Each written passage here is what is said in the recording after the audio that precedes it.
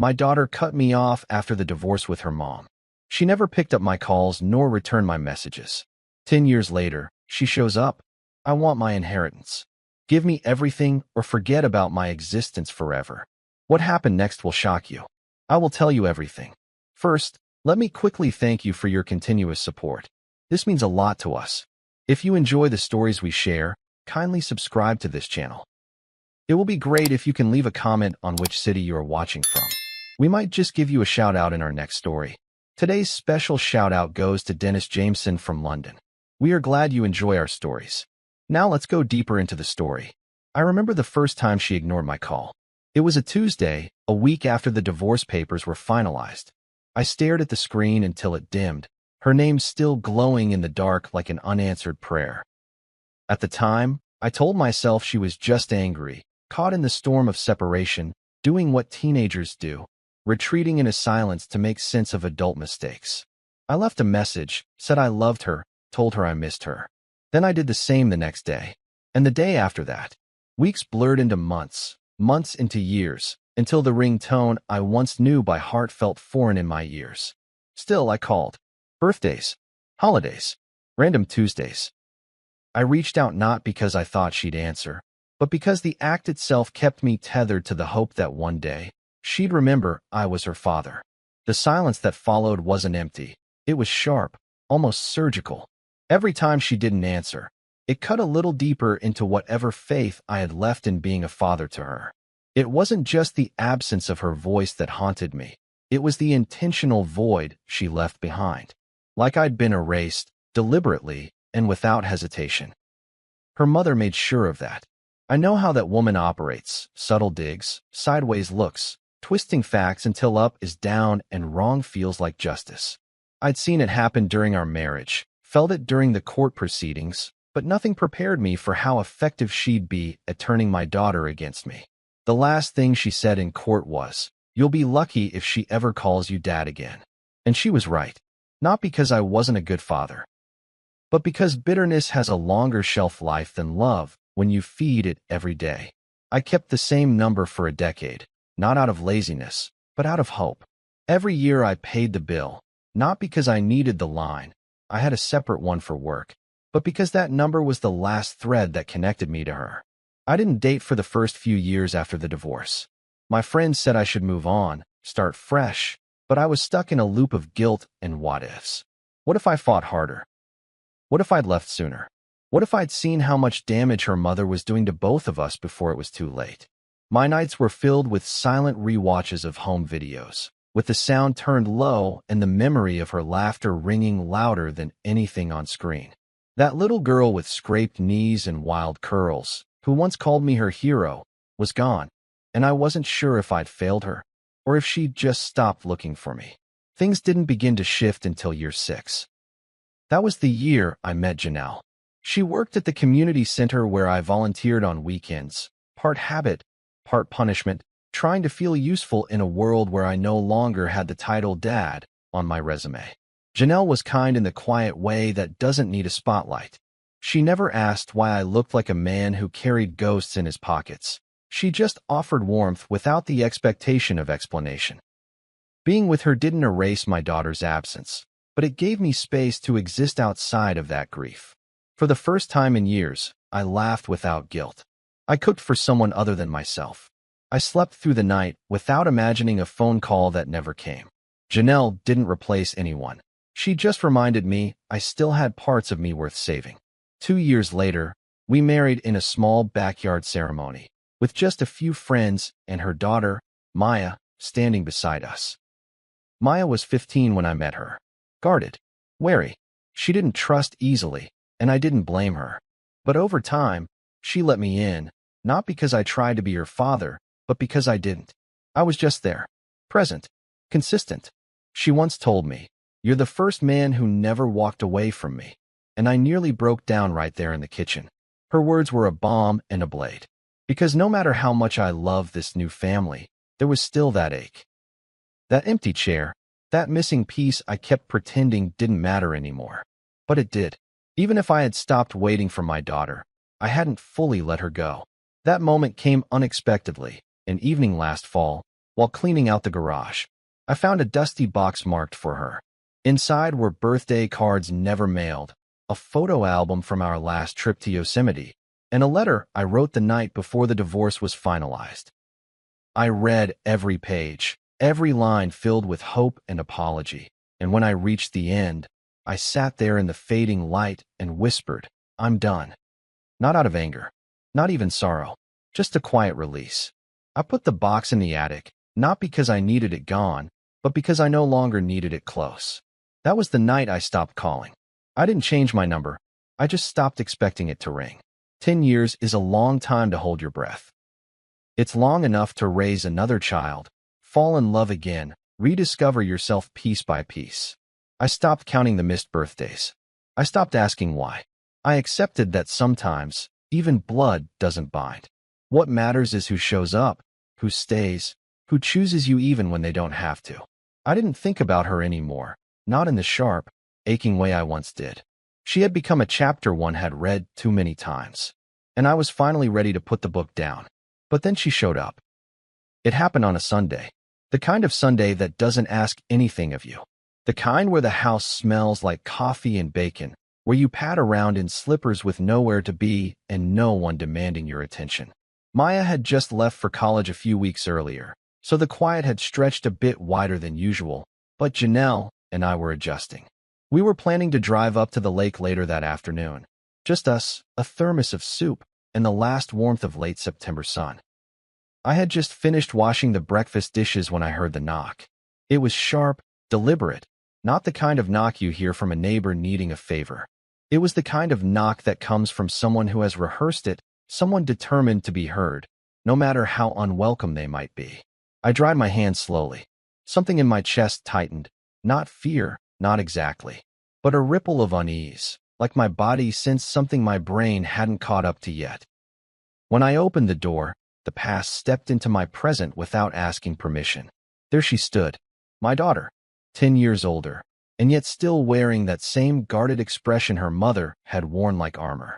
She was taller than I remembered, thinner too.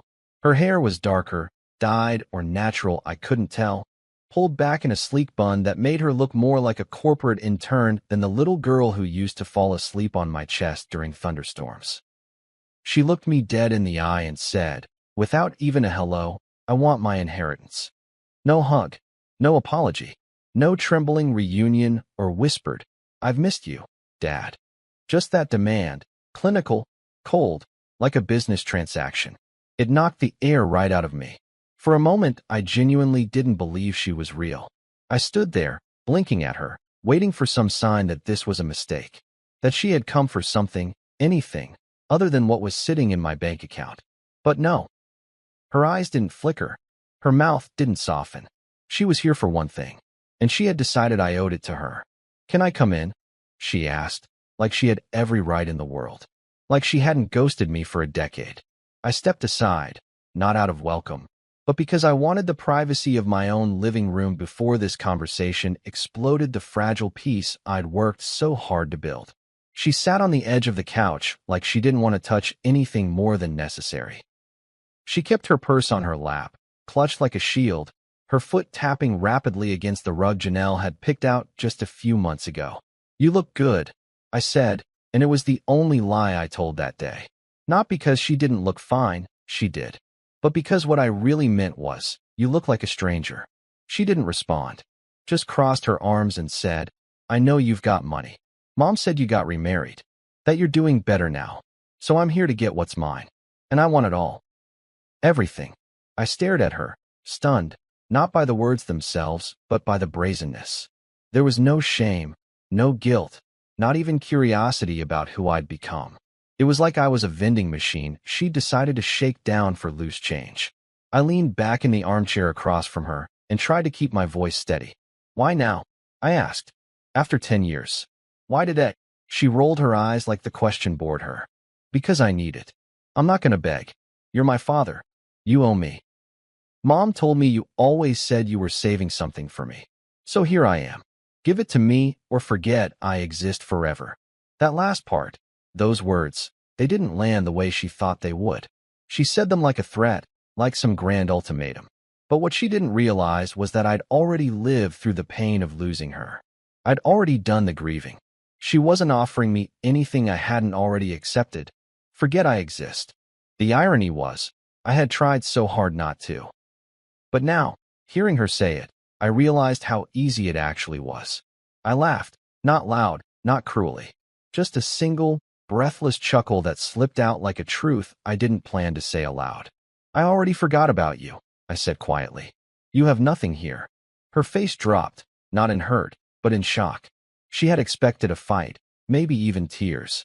She had come here thinking I'd be the same man who once left voicemails at midnight, choking back tears and begging her to come home. But that man was gone. I buried him a long time ago, right next to the wedding ring and the custody papers. What stood in front of her now was a man who had learned, over time and heartbreak, how to choose his own peace. This house, this family, this life, I built it without you. And I'm not going to let you tear it apart because you think you're entitled to something you abandoned. Her lip curled into that familiar smirk her mother used to wear. When she knew she couldn't win the argument, but wouldn't admit defeat either. So that's it, she snapped. You're just going to slam the door in your daughter's face? I stood up slowly, walked to the front door, and opened it wide. No, I said. You slammed it 10 years ago. I'm just locking it behind you. She hesitated, stood, and for a split second I thought I saw something flicker behind her eyes. Regret, maybe, or just surprise that I wasn't bending. But she walked out without another word, her heels clicking down the front steps like punctuation. I watched her go, my hand still on the doorknob, and I didn't feel sadness. I didn't feel rage. I felt clarity. I felt relief, like a chapter had ended not with a scream, but with silence. I closed the door, locked it, and turned back to my living room. The sunlight was still pouring through the windows. The world hadn't shifted, though everything inside me had. Janelle stepped out from the hallway where she'd been listening, her eyes wide, her arms crossed. She didn't say anything. She just came and sat beside me, placing her hand over mine. And in that moment, I knew I hadn't lost anything. Not really, because you can't lose someone who already let go of you a long time ago. 2 days passed before the fallout began. It started with a text from my sister, Sheila, who had always lived halfway inside our family's business and halfway in everybody else's. Did your daughter really come to see you after all these years? She told Aunt Denise you kicked her out. I didn't respond at first, not because I didn't have anything to say, but because I knew how fast gossip traveled in our family. It moved like wildfire through dry brush, fast, destructive, and almost impossible to stop once it started. By noon, I'd already received 3 calls from relatives I hadn't heard from in years, each with a slightly more dramatic version of the story. According to one, I'd cursed my daughter out and thrown her onto the street. Another said I threatened to have her arrested. It was amazing how people who weren't even there seemed so confident about what had happened. By evening, I sat down and typed out a single message, one I sent only to the people who mattered. She came for money, not for me. She gave me an ultimatum, and I declined. That's the truth. Take it or leave it. Some didn't respond.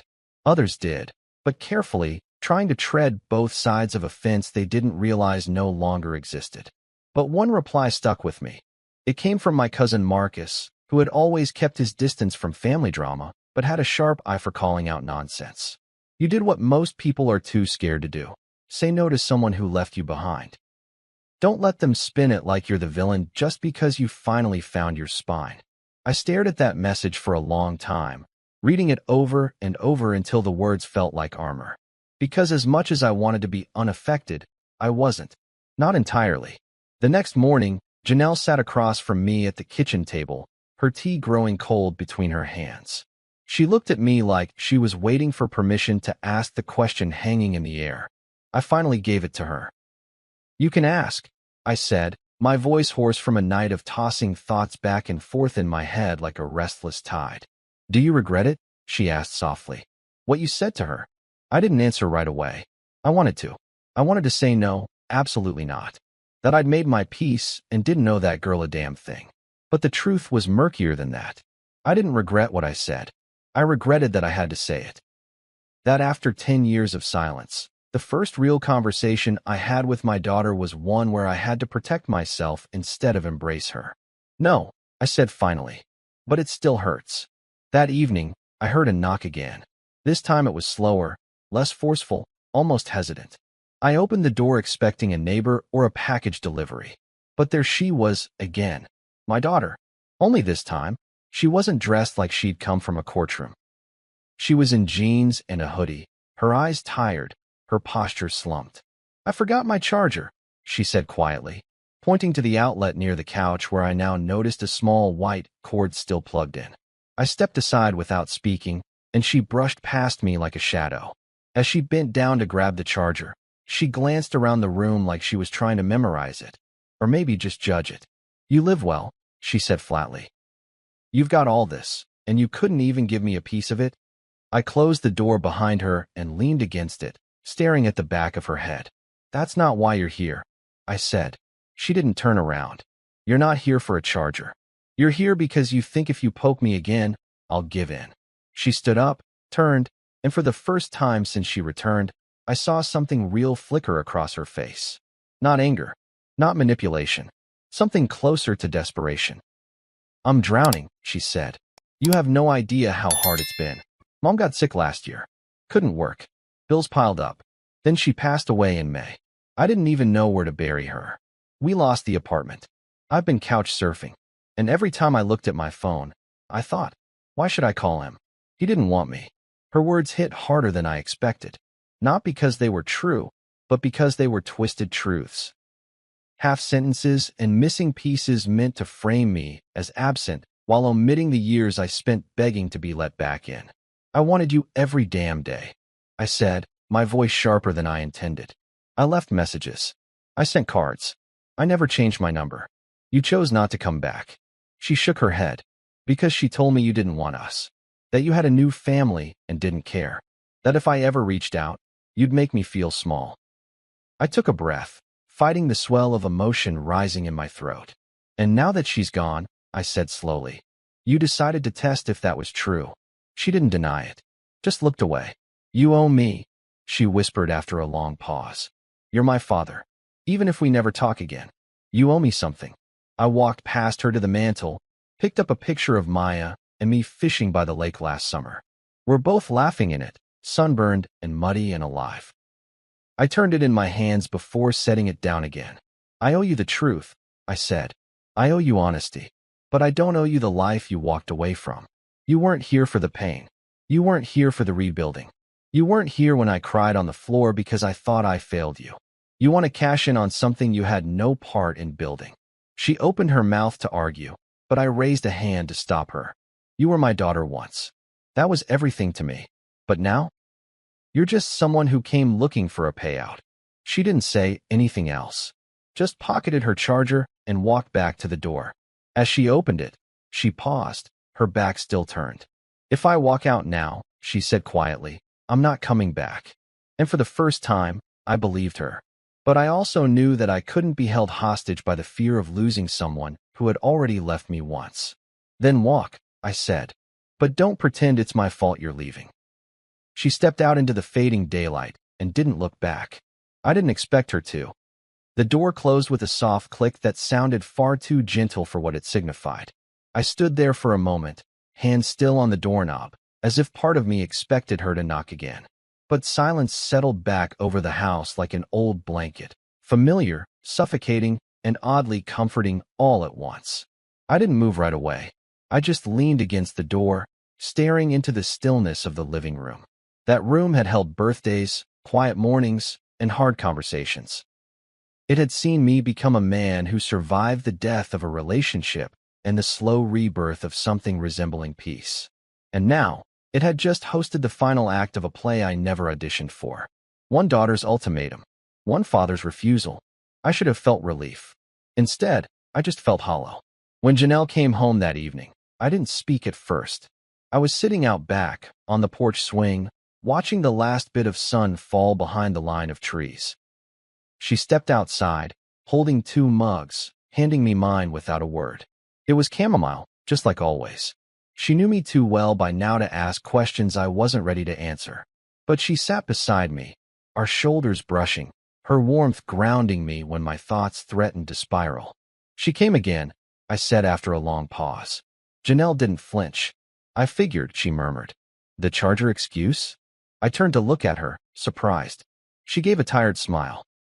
"You think she didn't leave it on purpose? People like that, they always want a second entrance." I laughed, short and bitter.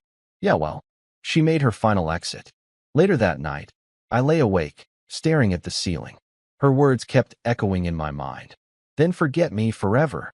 There was a time, hell, a decade, when those words would have gutted me. When I would have fought them, rewritten them, begged for a different ending. But I wasn't that man anymore. I had grown into someone who knew the cost of holding on too long, who had learned that love, when weaponized, becomes a kind of poison.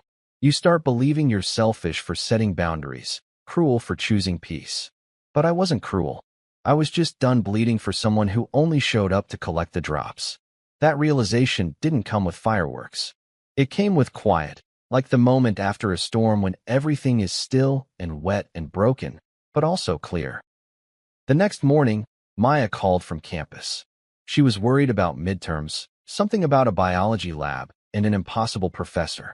I listened, offered encouragement, and smiled when she said, "I just needed to hear your voice." That small sentence cracked something in me, something I hadn't realized was still holding on. For years, I defined fatherhood by absence, by what I'd lost. But Maya had never asked for anything more than presence. No inheritance, no repayment for years missed. Just consistency. I told her I was proud of her, and I meant it. After we hung up, I sat in the kitchen, thinking about the difference between blood and bond. One tied you by birth. The other you built, moment by moment, decision by decision. 3 days later, I got an email from an address I didn't recognize. The subject line was blank. The body of the message was only 5 words. "You really don't care, huh?" No name, no context, but I knew who it was from. I didn't respond. I sat with the message, let it sit in my inbox like a ghost refusing to pass on. I could have replied, could have explained myself, defended my choices, tried one last time to offer clarity. But clarity wasn't what she wanted. She wanted control. She wanted me to feel guilty enough to break. And I wouldn't. Not again. I had spent too many years trying to make someone love me who only saw me as a utility. That weekend, I told Janelle I wanted to take a trip. Nothing big. Just the lake, maybe a cabin, somewhere without cell service or guilt. Somewhere I could breathe without thinking of who might show up at my door. We packed light, and by Sunday night, we were nestled in a quiet cottage with creaky floorboards and the smell of pine clinging to everything. The lake was still as glass, reflecting the stars like a mirror to something steadier than memory. I stood at the edge, letting the cold breeze bite at my skin, and I thought about legacy. Not money, not land, but the kind of story you leave behind. I didn't want mine to be one of bitterness. I didn't want my final chapter with my daughter to be one of open wounds. But I also refused to write her back into the story just because she demanded a starring role. On our last night there, Janelle asked me something that caught me off guard. If she came back one day, just to talk, no demands, no ultimatums, what would you do? I stared at the fire for a long time before answering. "I don't know," I said truthfully. "I think I'd listen, but I wouldn't bend." She nodded, like she understood. "That's fair," she said. "That's more than fair." And it was. Because forgiveness didn't mean access. Closure didn't mean return. And healing didn't require a shared ending. It only required peace. The next morning, I deleted the email. When we returned from the lake, everything felt just slightly shifted, like the furniture of my life had been nudged an inch to the left. Nothing dramatic, nothing out of place enough to be jarring, but just different. The house was quiet again, in a way that felt intentional now, not lonely. I unpacked our bags slowly, folding clothes with a care I hadn't bothered with in years. I found myself wiping down counters that didn't need it, adjusting picture frames that hadn't moved, organizing drawers no one opened. It wasn't anxiety. It was a ritual. One that made me feel like I had control, like I was grounding myself after emotional turbulence. Janelle watched me from the kitchen, arms crossed, her lips curled in that small, knowing smile of hers. She didn't say it out loud, but but I could see it in her eyes. You're settling back into yourself. But the outside world didn't allow much settling. By Monday afternoon, my voicemail was full again. Not from work, not from friends, but from extended family members, some of whom I hadn't spoken to since the divorce. One from my aunt. I think you should reconsider. Family's family. Another from an old family friend. She lost her mother, for God's sake. You can't turn your back now. Each message carried the same undertone of moral obligation, the subtle accusation that I was somehow the villain for not throwing open the gates just because she had finally decided to show up. What none of them seemed to understand, what they refused to grasp, was that absence has consequences. You don't get to disappear for a decade and reappear with your hand out, demanding not just money, but access, respect, trust. Those things are earned. They're built over time. They're not awarded retroactively because your biological ties are suddenly convenient. I ignored the calls for 2 days. I needed space to think, to feel the edges of my own convictions, and see if they still held firm under pressure. They did. On the 3rd day, Sheila stopped by unannounced. I opened the door to her standing there with that half-worried, half-judgmental expression she'd perfected over the years. She didn't wait to be invited in. She just walked past me into the living room, dropped her purse on the armrest, and said, "You're really gonna let this be how it ends?" I sighed and shut the door, slower than I needed to. "You're gonna need to be more specific," I said, already exhausted. Sheila sat, crossed her legs, and gave me that look, like she was preparing for a therapy session she hadn't been asked to host. "She's your daughter, and you're not broke. She needs help. You could fix this. You just don't want to." That was the spark. The quiet before had been tolerable, but this was the match on dry leaves. I sat across from her, fists clenched to keep from shouting. "You weren't here," I said, each word deliberate, heavy. "You didn't see what it did to me when she disappeared. You didn't see the nights I sat on that couch, calling and calling, just to hear nothing in return. You didn't see what it took for me to let her go, to stop bleeding myself dry for someone who didn't want me. So don't sit there and tell me what I should want." Sheila blinked, caught off guard by the heat in my voice. For once, she didn't have a ready retort. I leaned forward, quieter now, but no less firm. "This isn't about money. It's about respect. It's about honesty. And if she wants back into my life, she can start by showing me she sees me as more than a wallet." Sheila left not long after, muttering something about family pride and forgiveness, but I barely listened. I was too busy holding onto the clarity that confrontation had gifted me. I wasn't angry. Not really. I was done. That was the part no one seemed to understand. I wasn't caught in the storm anymore. I was standing on dry land, watching everyone else try to drag me back into the rain. But I wouldn't go. I had spent too long getting dry, too long healing. That night, as Janelle and I made dinner together, sautéing vegetables, listening to Maya's voicemail about how she'd aced her lab, I realized something. Peace isn't loud. It doesn't announce itself.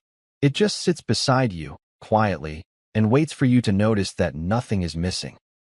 Still, part of me couldn't help but wonder what would happen next. People like my daughter didn't just vanish. There would be another call, another message. She hadn't gotten what she wanted, and something told me she wouldn't let that go easily. I wasn't afraid, but I was prepared. I started gathering paperwork, updating the will, clarifying beneficiaries, documenting everything. It wasn't paranoia. It was protection. I had a family now, one that had been built on trust, not obligation. Janelle, Maya, the life we'd cultivated together, they deserved security. I wouldn't let anyone, not even someone tied to me by blood, jeopardize that. A week later, Maya came home for the weekend. She burst through the door with a bag of laundry, her energy filling every corner of the house like sunlight. We ate together, laughed over stupid college stories, and for a few hours, the past didn't exist. But at one point, while we were washing dishes, she turned to me and asked, "Did she really come back?" I hesitated. "Yeah," I said. "Twice." Maya nodded, drying a plate. "What did she want?" I stared at the soapy water, choosing my words carefully. She wanted something I couldn't give her, something she hadn't earned. Maya didn't press. She just reached over, squeezed my hand once, and said, "I'm glad you didn't." And that was it. No lecture. No guilt. Just understanding.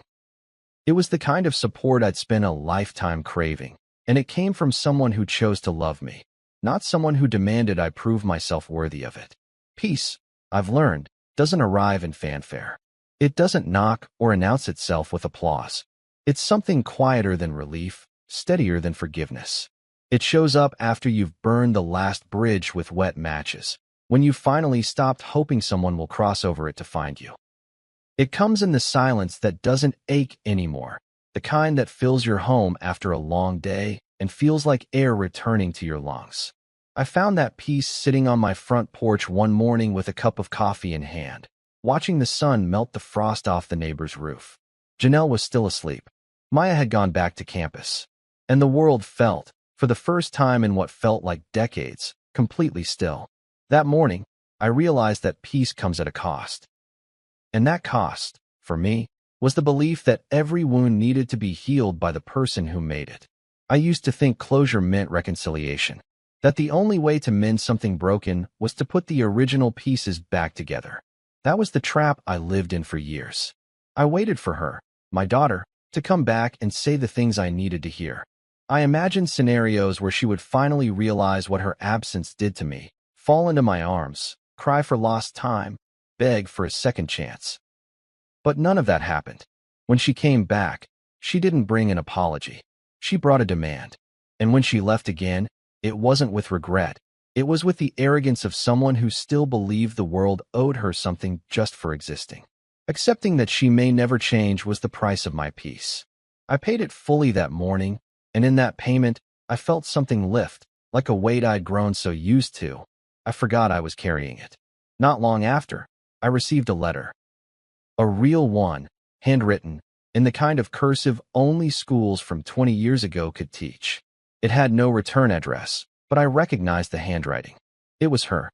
Inside were 3 pages, front and back.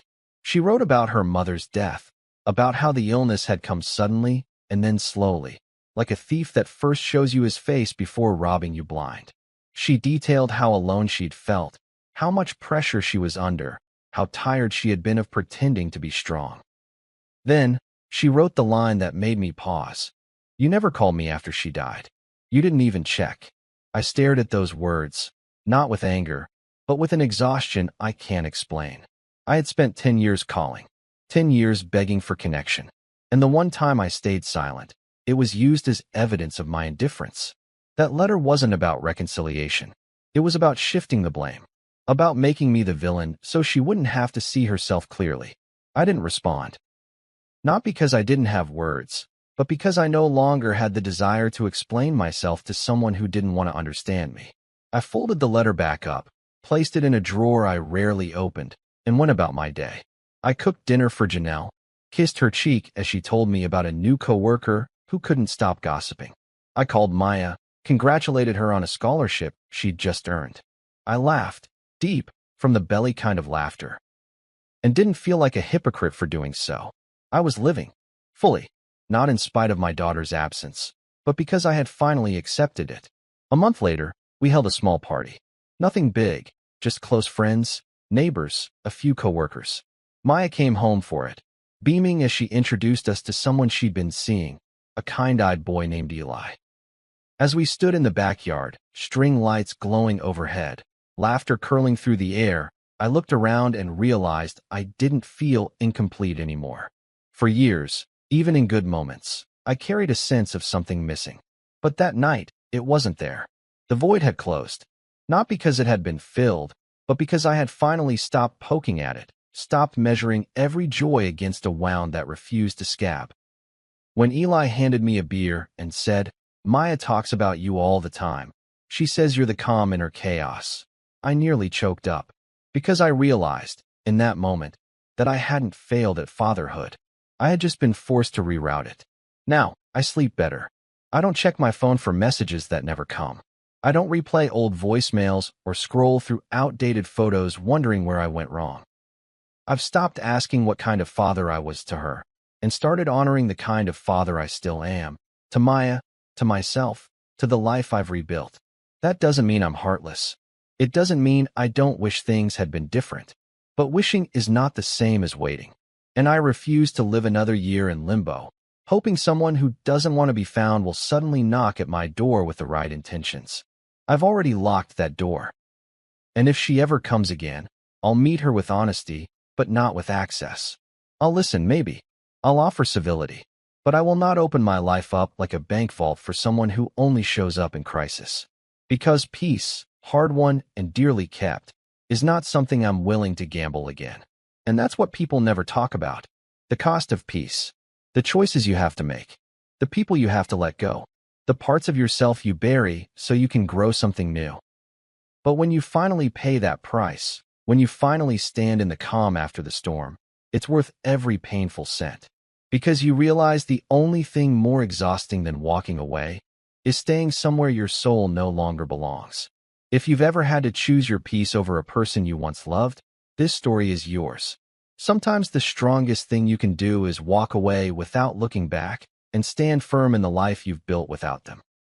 If this story hit home, like the video, share it with someone who needs to hear it, and subscribe for more real, raw stories about family, boundaries, and the cost of healing. See you soon in the next story.